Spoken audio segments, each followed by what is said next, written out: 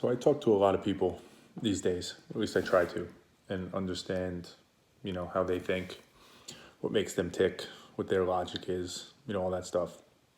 And one of the concepts that I keep running into is, no surprise, I talk a lot about certainty. And oftentimes in conversations with people, the topic will naturally kind of move to something where they feel certain. They have a view. It could be anything. It could be politics, could be social issues, could be parenting, could be sports, doesn't matter. And the dilemma or the wall I constantly run into is we'll be talking about something, let's just even use something simple such as sports, like who's the best quarterback that ever played in the NFL. And the person will have a view. And they'll say, I'm certain, and I'm going to make it up, right? I'm certain Tom Brady's the best quarterback in the NFL. Simple example. And they'll give me their reasons as to why. And on an intellectual level, we'll start to talk about that, and I'll start to explain, at least from my perspective, why I hear what they're saying. It might be true that Tom Brady's the best quarterback in the NFL. I understand their reasoning, right? He won the most Super Bowls. He has the most wins all time. He has the record for most touchdowns. I'm making it up, right? Whatever it is. I get all those things. And all those things, I would say, suggest that he might be the best quarterback of all time. It might even seem extremely likely that he's the best quarterback of all time. But it doesn't give me certainty. And that's where the wall always hits, right? There seems to be almost a different definition of what certainty means.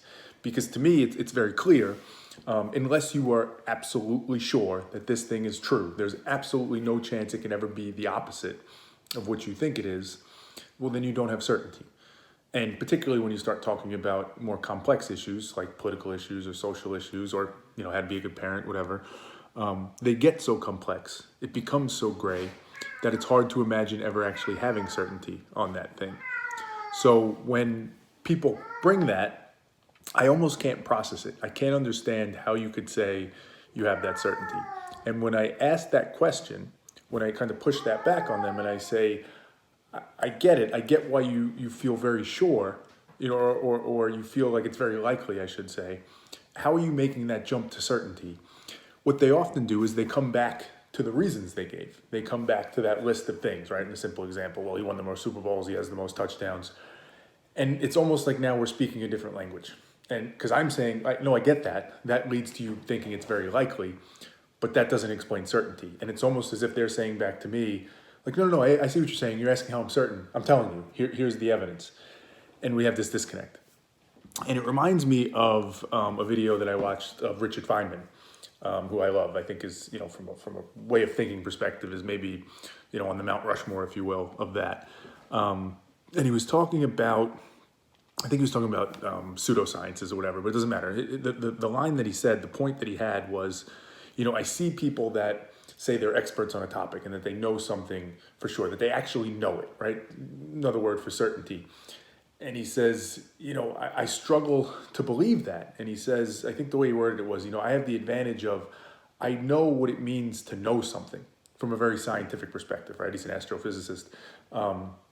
And even he would probably say he doesn't truly know something for certain, but he knows what it takes to actually know something for certain, to go through the rigorous scientific analytical process of testing it. And the way he said it was, I know how careful you have to be.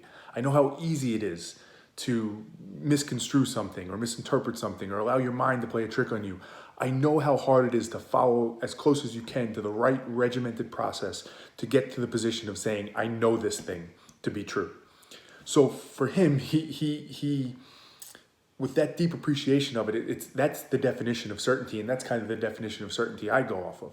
But as he was saying it about other people, it's as if others, they don't know that. They don't know what it really means to know something if you haven't been through that process and actually seen it.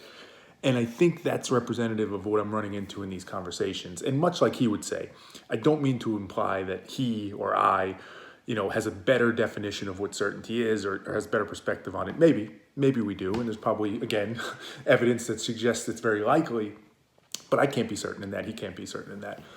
But the point I think holds, the concept I think holds. There's two different definitions of what it means to be certain, at least it would appear.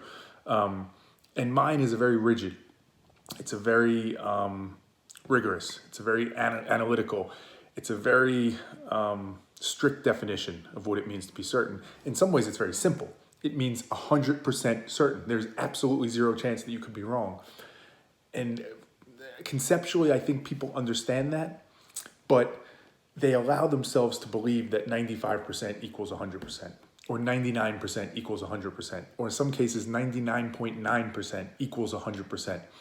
And whatever it is, the 5, the 1, the 0.1, whatever it is, that delta, that percentage between 100% certainty and whatever it is that you are, 80, 90, 95, 99, whatever, that is critical.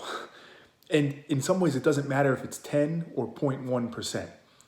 The acknowledgement that there is some delta, that you are not 100% certain, is the critical piece. And knowing what that means and believing what that means, as Richard Feynman would say, understanding what it means to actually be at 100% or as close as you could be to it.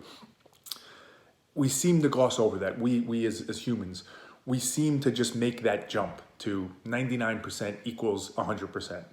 And that's a mistake. And you see it in these conversations with the evidence that's given. So it's just a very interesting phenomenon to me, and something that, I think logic would dictate that you either have to find a way to convince others or teach others, have others understand what it means to really know something, as Feynman would say, or you have to figure out a way to communicate, converse, talk to people, influence people, reach your objectives, accounting for the fact that they have a different definition of certainty, right? You have to account for that fact and act accordingly as a result. You can't just keep banging your head against the wall and say, well, they should just see it the way I do, even if you feel like you're right. Because in many ways, that's the exact thing you're accusing them of. I can't act certain that this is the only way to interpret this. So it gets a little circular in that regard, but an interesting concept that I thought that relates to learning conversations as a whole.